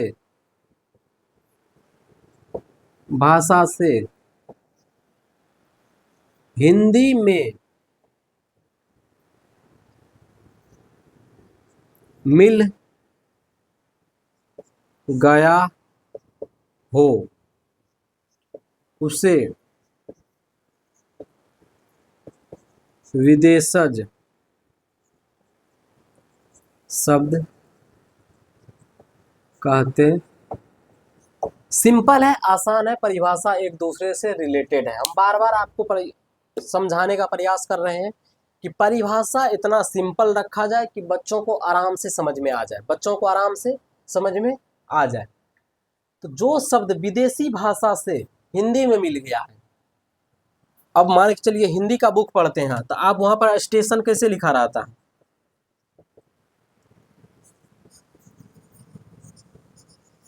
हिंदी बुक में तो ये नहीं लिखा रहता है स्टेशन, ऐसे तो बिल्कुल नहीं रहता है। तो ये है अंग्रेजी वर्ड, अब इसी को हिंदी में ट्रांसफर कर दिया है, कैसे कर दिया है, देखिए स्टेशन, अब ये हो गया स्टेशन, तो इस वर्ड को हिंदी में सीधा रख दिया है। तो ये अंग्रेजी वर्ड है जो विदेशी भाषा है, और विदेशी भाषा को हिंदी में प्रयोग कर दिया गया है। जैसे स्कूल, इसको डायरेक्ट लिख दिया है, डायरेक्ट हिंदी बुक में आपको यही देखने को मिलेगा। तो है अंग्रेजी भाषा लेकिन हिंदी में डायरेक्ट प्रयोग कर दिया गया है, तो इसी को हम लोग बोलते हैं विदेशज, विदेशी भाषा, उसको हम लोग क्या बोलते हैं, विदेशी भाषा, इसको क्या बोलते हैं, विदेशी भाषा। जैसे घंटी, घंटी को क्या बोलते हैं, बेल, बेल अंग्रेजी भाषा है। सीट, साइकिल का जो सीट आता है, सीट, सीट है अंग्रेजी भाषा, और सीट उसको सीधे इसी तरह से लिख देता है, सीट। देखिए टिकट, टिकट है अंग्रेजी भाषा लेकिन सीधा प्रयोग कर दिया गया है हिंदी में, सेम उसका इंग्लिश में। तो यही है विदेशज भाषा, जो विदेशी भाषा है, जो विदेशी भाषा है और अंग्रेजी में विदेशी भाषा है और हिंदी के बुक में सीधा उसका ट्रांसफर कर दिया है, ट्रांसफर कर दिया है, ठीक उसी प्रकार से लिख दिया गया है, उसी को हम लोग बोलते हैं विदेशज शब्द, उसको बोलते हैं विदेशज शब्द। तो समझ में आ गया होगा, उम्मीद करते हैं कि तीसरा भी पॉइंट आपको, शब्द का तीसरा पॉइंट भी आपको याद हो गया होगा। कौन कौन से अर्थ के, पहला हम रिकॉल कर लेते हैं, पहले से शुरुआत से। शब्द के कितने भेद? शब्द के टोटल 4 भेद। कौन कौन? अर्थ के दृष्टि से शब्द के भेद, प्रयोग व्यवहार के, सॉरी, अर्थ के दृष्टि से शब्द के भेद पहला। दूसरा बनावट रचना के आधार पर शब्द के भेद। तीसरा उद्गम उत्पत्ति के आधार पर शब्द के भेद। यहां तक पढ़ चुके हैं। अब हम लोग पढ़ेंगे चौथा, जो कि प्रयोग व्यवहार की दृष्टि से शब्द के भेद होगा। उसके बाद फिर खत्म हो जाएगा ये चैप्टर, उसके बाद ये चैप्टर खत्म हो जाएगा। तो मजा आ रहा होगा इसको पढ़ने में, और सिंपल है, परिभाषा भी एक दूसरे से रिलेट करके हम लिखा रहे हैं ताकि आपको समझ में भी आए और अच्छे से समझ में आए। तो चलिए, यहाँ तक कोई दिक्कत नहीं है, समझ में भी आ रहा है, मामला फिट है सारा। तो अब हम मिटाते हैं, पहले एक बार रिकॉल कर लेते हैं इसको। तत्सम शब्द किसको कहते हैं? जो संस्कृत से हिंदी में मिल गया है तत्सम कहलाता है। जो प्राकृतिक से हिंदी में मिल गया है तद्भव कहलाता है। जो देश के अंदर बोलचाल की भाषा है उसको हम लोग देशज शब्द कहते हैं। जो विदेश की भाषा है और हिंदी में मिल गया है, सिंपल है, आसान है, और आप लोग समझदार भी हैं। चलिए, अब करते हैं बात चौथा का। चौथा कौन सा है? चौथा का आप लोग अपने से हेडिंग डाल करके रखेंगे। चौथा कौन सा पार्ट है बचा हुआ? उसके बाद फिर हम लेंगे आपसे विदा। 4 से 5 नंबर आपको इस 1 घंटे 1 से 10 मिनट के वीडियो में खत्म हो जाएगा। और इतना अंदर तक, तह तक खोल करके कोई नहीं बताएगा।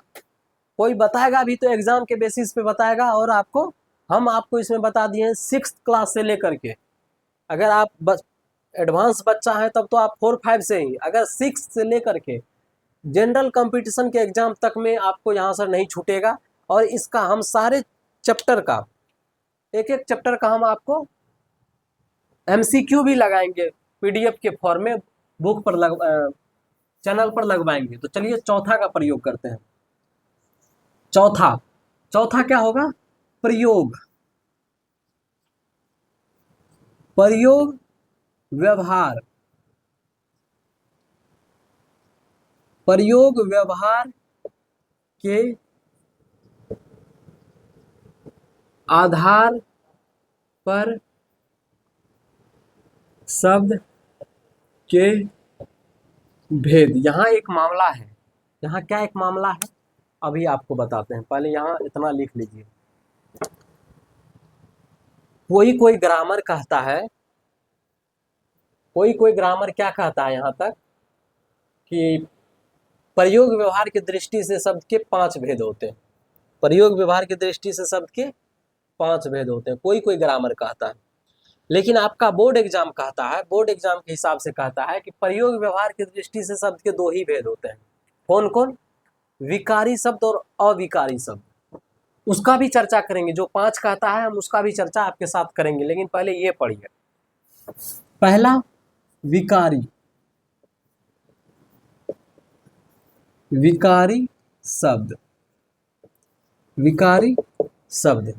विकारी शब्द कहते किसको हैं, इसकी चर्चा हम आपके साथ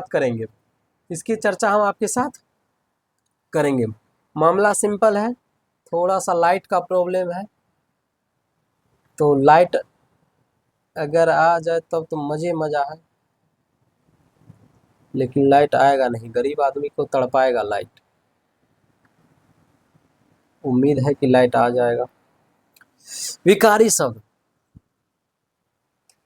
प्रयोग व्यवहार के आधार पर शब्द के कितने भेद? प्रयोग व्यवहार के आधार पर शब्द के 2 भेद। प्रयोग व्यवहार के आधार पर शब्द के 2 भेद होते हैं। कितने भेद होते हैं? 2 भेद। प्रयोग व्यवहार के आधार पर शब्द के 2 भेद होते हैं। कौन कौन? विकारी और अविकारी। विकारी शब्द किसको कहते हैं आप बताइए?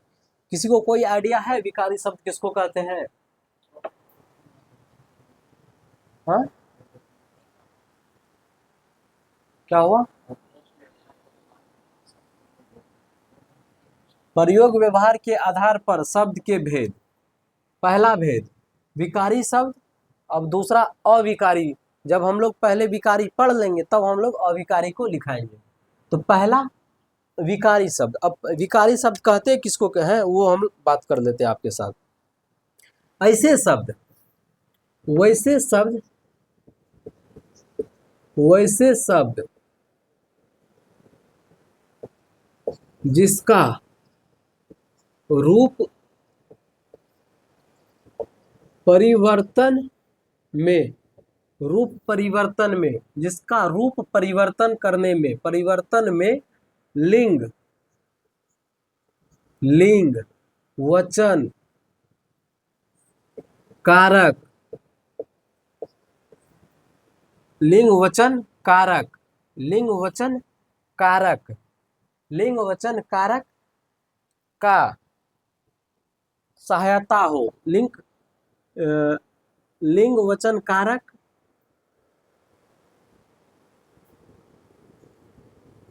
की सहायता से सहायता हो, कारक की सहायता से हो, उसे विकारी, उसे विकारी शब्द कहते हैं। अब देखिए इसका एग्जाम्पल लिखते हैं, बहुत सिंपल है, आसान है और समझ में भी आ जाएगा। वैसे शब्द जिसका जब लिंग परिवर्तन करेंगे या वचन परिवर्तन होगा या कारक परिवर्तन होगा, तो कोई भी वर्ड का, कोई भी वाक्य का जब ये फॉर्मेशन होगा तो उसको हम लोग विकारी शब्द कहेंगे। जैसे देखिए बच्चा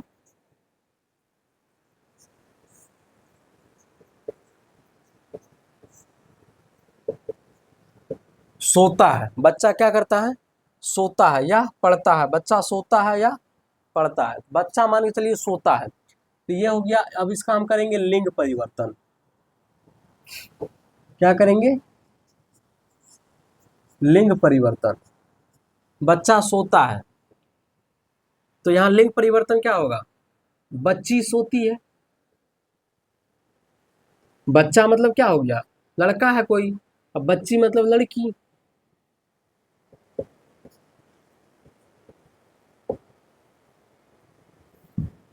अब देखो यहां वचन करते हैं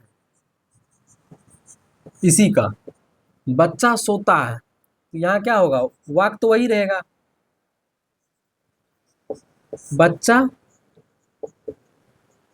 सोता है, वाक्य वही रहेगा। अब इसका वचन परिवर्तन करते हैं तो क्या होगा, वचन परिवर्तन में बच्चे सोते हैं, बच्चे सोते हैं। यही बात जब कारक में करेंगे, जब यही बात कारक में करेंगे तो क्या होगा, बच्चा सोता है,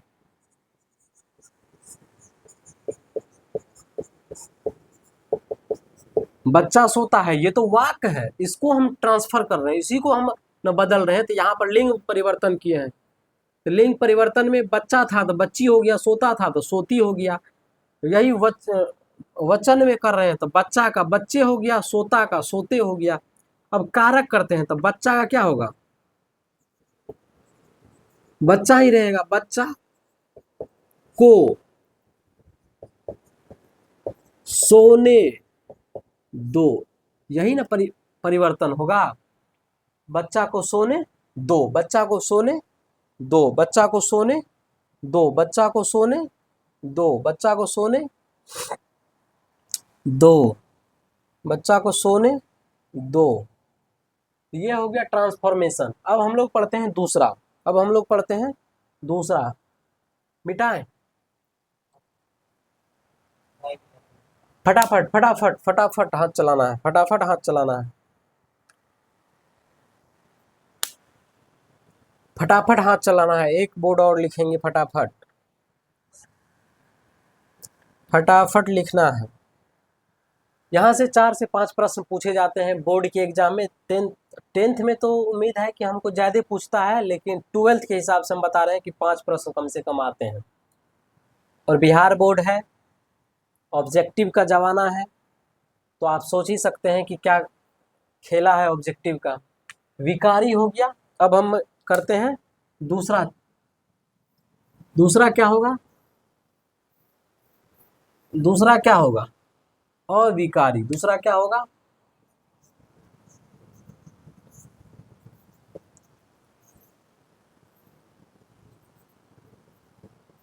अविकारी शब्द, अविकारी शब्द। दूसरा क्या होगा? अविकारी शब्द। तो फटाफट मेरे साथ आप लोग लिखने का काम करेंगे, फटाफट आप लोग।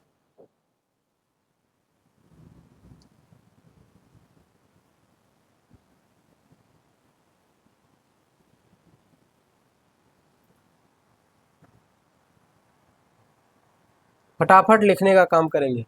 विकारी शब्द, विकारी शब्द, विकारी शब्द हो गया क्या इधर? विकारी शब्द ये दूसरा है। अब यहाँ पर क्या है कि जिन शब्द में, जिन शब्द में या जिन वाक्य में, जिन शब्द में या जिन वाक्य में, ये भी लिख सकते हैं, लिंग, कोमा वचन, कोमा कारक, लिंग वचन कारक, लिंग वचन कारक, लिंग वचन कारक, लिंग वचन कारक से कोई परिवर्तन नहीं हो या अपरिवर्तित रहे, अपरिवर्तित रहे, उसे अविकारी, अविकारी शब्द कहते, अविकारी शब्द कहते हैं, अविकारी शब्द कहते हैं।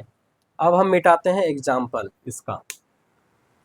देखिए पहले क्या था कि लिंग वचन कारक से परिवर्तन होता था तो उसको अविकारी कहते थे। नहीं सॉरी, जो पहले लिंग वचन कारक से होता था उसको हम लोग विकारी कहते थे, और जो लिंग परिवर्तन, लिंग वचन और कारक से परिवर्तन नहीं होगा, कोई प्रभाव नहीं पड़ेगा उस पर, उसको हम लोग बोलेंगे अविकारी। उसको हम लोग क्या बोलेंगे? अविकारी। उसको हम लोग क्या बोलेंगे? अविकारी। जैसे इसका एग्जाम्पल लिखते हैं, उसका एग्जाम्पल लिखते हैं, इसका एग्जाम्पल लिखते हैं। इसका एग्जाम्पल क्या होगा? देखिए जैसे तथा, तथा, तथा से कोई प्रभाव नहीं पड़ेगा, तथा के बदले तथी नहीं होता। धीरे, धीरे का धीरे ही रहता है, ये नहीं कि धीरा हो जाएगा या धीरी हो जाएगा, धीरा का धीरे ही होगा। जिस वाक्य में प्रयोग किया जाएगा धीरा का धीरा धीरे ही रहेगा, ठीक है। तथा का तथा ही रहेगा, परंतु का परंतु ही रहेगा, परंतु का परंतु ही रहेगा। कुछ इसका कुछ बदलता नहीं है, इसका कुछ बदलता नहीं है। अधिक, अधिक, अधिक का कुछ नहीं बदलता है। अधिक, समझ में आ रही बात? ये नहीं कि अधिक का अधाक हो जाएगा या अधिकों हो जाएगा, ऐसा कुछ नहीं होता है। अधिक, उसके बाद तेज, जो तेज है तेज ही रहेगा, मतलब तेज जहाँ पर यूज होगा तेज ही रहेगा, तो ऐसा कुछ यहाँ पर नहीं है।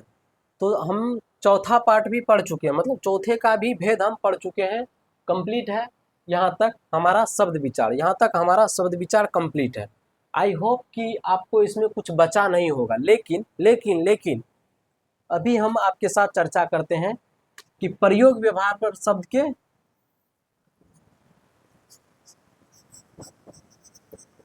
5 प्रकार कौन कौन से होते हैं उसकी चर्चा करते हैं।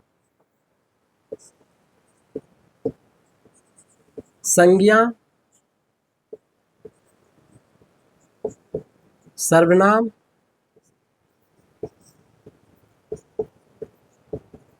विशेषण, क्रिया, क्रिया उसके बाद अव्यय। ये भी प्रयोग व्यवहार की दृष्टि से शब्द के 5वां भेद होते हैं, 5 भेद होते हैं।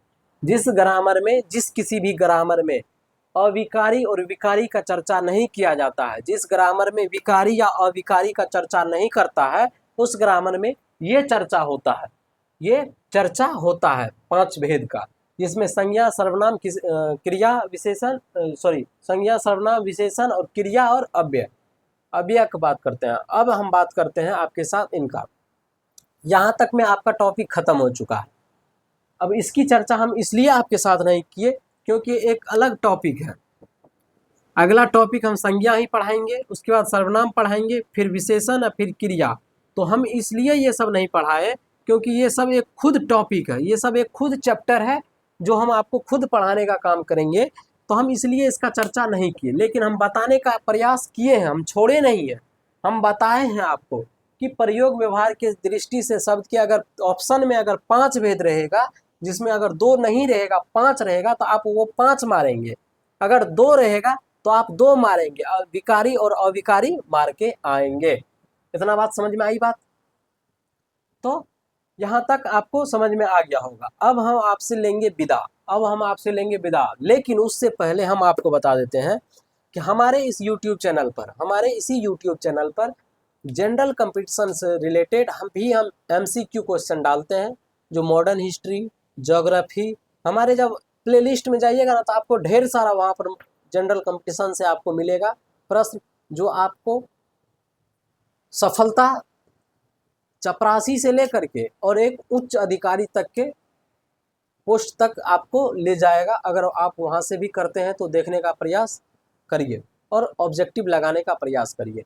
और इनका भी ऑब्जेक्टिव हम आपको PDF के फॉर्म में लगाएंगे, उस बेसिस पे जब आप इस वीडियो को देखेंगे और आप शेयर करेंगे अपने दोस्तों के साथ और एक प्यारा सा कमेंट करेंगे, तो हम आपके लिए MCQ क्वेश्चन भी इन चैप्टर का, इन तमाम ग्रामर चैप्टरों का लेकर के आएंगे। तो आपसे लेते हैं हम विदा। तो खुश रहिए, सेल्फ मोटिवेट रहिए और एग्ज़ाम तक हौसला डाउन नहीं करना है, हौसला बुलंद रखना है, हार के आना है, इसी में से आएगा। इतना पढ़ाए हैं, लगभग 1.5 घंटा होने को जा रहा है, इतना पढ़ाए हैं, इसमें से बाहर आएगा ही नहीं, क्योंकि इससे बाहर कुछ बचा ही नहीं है। शब्द विचार में इससे बाहर कुछ नहीं है, इससे बाहर कोई ग्रामर नहीं है। तो शब्द विचार से अगर क्वेश्चन आएगा तो कहाँ से आएगा? तो चलिए शुरुआत करते हैं यहाँ से और हम आपके साथ लेंगे विदा।